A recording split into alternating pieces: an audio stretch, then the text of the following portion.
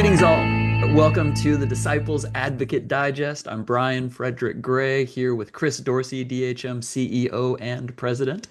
We are recording and publishing this episode just before the 2026 biennial session of the National Convocation of the Christian Church Disciples of Christ that's going to be taking place in Dallas, Texas. DHM has a voting rights and voter education workshop that we're going to be leading at biennial session, which brings us to our very first topic. We are so grateful to be partnering with Faith Out Loud. This is the organization that Tracy Blackman, CC Jones both started. I'm a part of the network. I've been to a number of their events. And we are partnering with them for a workshop entitled Justice for All, Empowering Churches as Centers for Voting Rights and Voter Education. Now, Faith Out Loud is an incubator of Black churches and communities and movement organizations. They are building strategies rooted in the gospel, anchored in liberation, and dedicated to seeding a world where all people can thrive. Amen. They are amazing. I am so grateful that we're going to be working with them for this workshop. The Reverend Danielle Ayers is going to be our guest presenter. Now, wait, wasn't she just on the last episode of Lift Every Voice from the Yes, National Convocation? yes, Oh, that's good, good, exactly good. right. Yep. Just came out this last week. Wonderful video where they have this great conversation about community, faith, resistance, witness. We'll make sure that we put the link for that into this Great. video as well.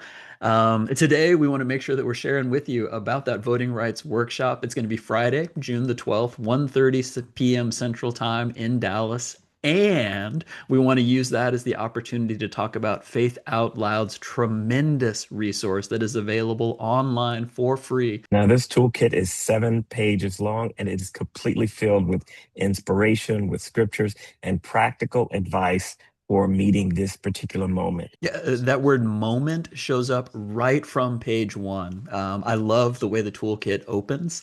It says, quote, there are moments in history when the call is not for extraordinary people, but for ordinary people willing to act with courage, clarity, and conviction. This is such a moment. I love the way that they close Absolutely. that section. This is faith with feet, prayer Mm. with presence, love with consequence. Yeah, Brian, I've had conversations with Tracy, and one of the things we agree on is that the civil rights movement was a lot of ordinary people doing some extraordinary things, and that's what this moment demands of us. Another practical suggestion is what they call political engagement through embodied discipleship. We love that. And that could be hosting a faith and democracy forum that's grounded in your community's values, not just political partisanship. It could be organizing listening sessions with community members who are directly impacted by policies or by policies that are under consideration. This means listening deeply to the lived experience of folks in your community and then finding creative ways for accompaniment and partnership moving forward.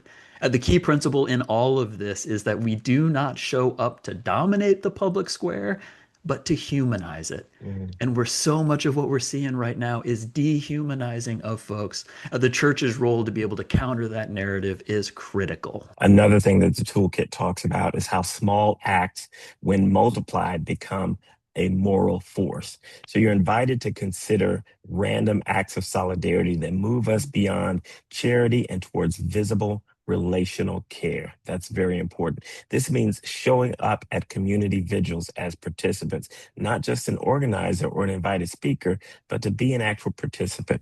Presence matters. It means Yes. showing up matters.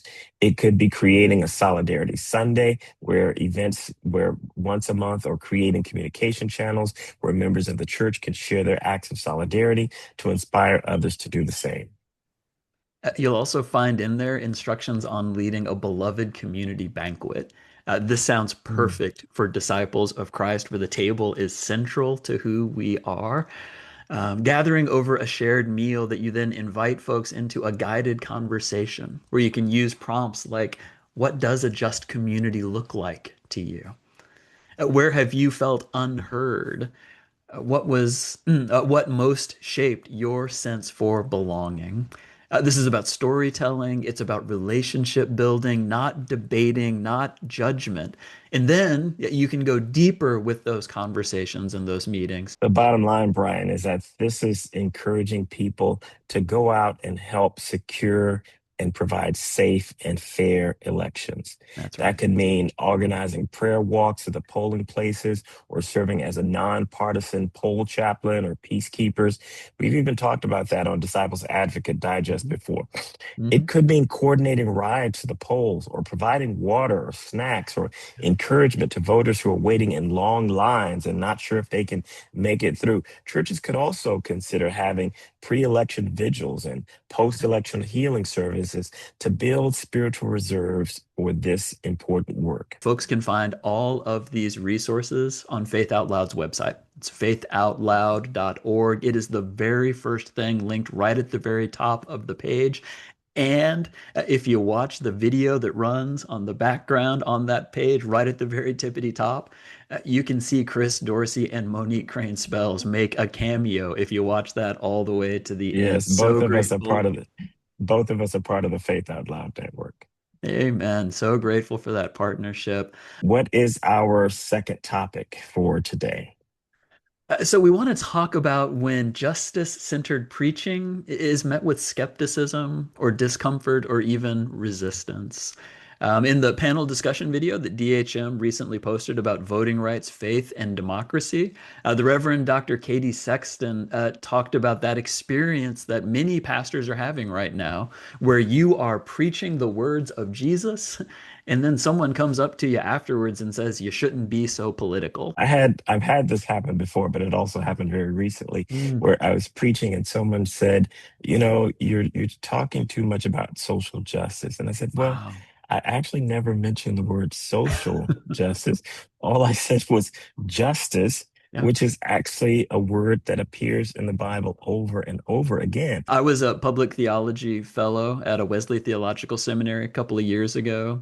Dr. Rick Elgindy led our cohort, and he has this way of talking about people's fears. It isn't politics so much as it's Mm, partisanship.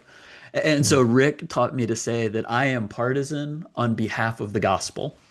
The mm. only partisanship I have is for Jesus. So that if we Yeah, are disciples of Jesus, that means following him, following his example, absolutely. following his work, following his witness, which for me means siding with love, with grace, Mm. with compassion, with mercy, and yes, with justice. Absolutely. So, Brian, I understand that Creation Justice Ministries and EcoPreacher are collaborating on a webinar.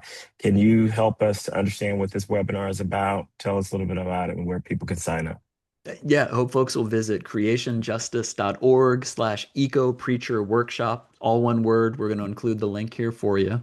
The event itself is called Navigating Pushback in Climate Preaching, happening online Thursday, June 25th from 1 p.m. to 4 p.m. Eastern Time. This is a hands-on workshop that's being led by two absolute powerhouses, the Reverend Dr. Leah Shade, friend of DHM, Mm. as well as the Reverend Dr. Xavier Johnson, outstanding resource for preachers. They are going to be offering insights from their own experiences dealing with sermon pushback.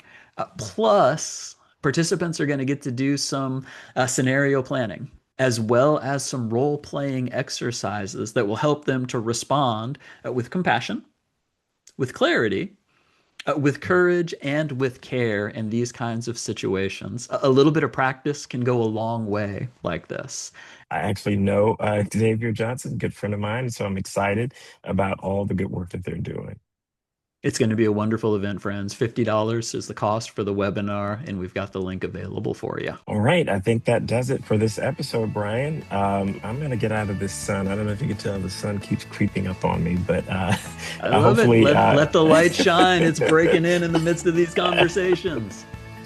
absolutely. So hopefully, people will take advantage of these resources, and most importantly, keep the faith and keep doing what you're doing to fight the fight of justice.